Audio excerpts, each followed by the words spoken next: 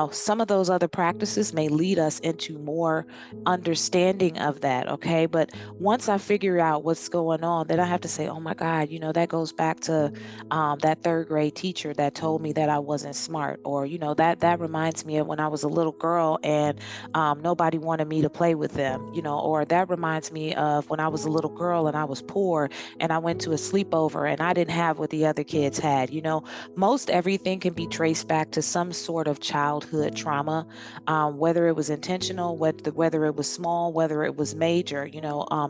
It usually goes back there because those first 7 years of our life are the foundational experiences of this spirit return.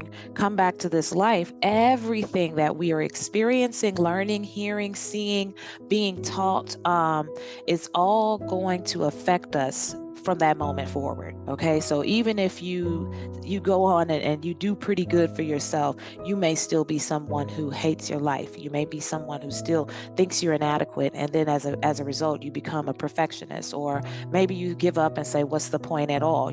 All of these things affect who we are today.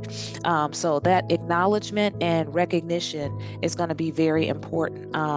And also things about ourselves where, say, for instance, they don't have to necessarily be so major like that. They can be little minor things. Why am I so selfish? Why is it that I feel like I got to have everything to myself? Why is it that I get so mad? Your anger could be being misconstrued for passion.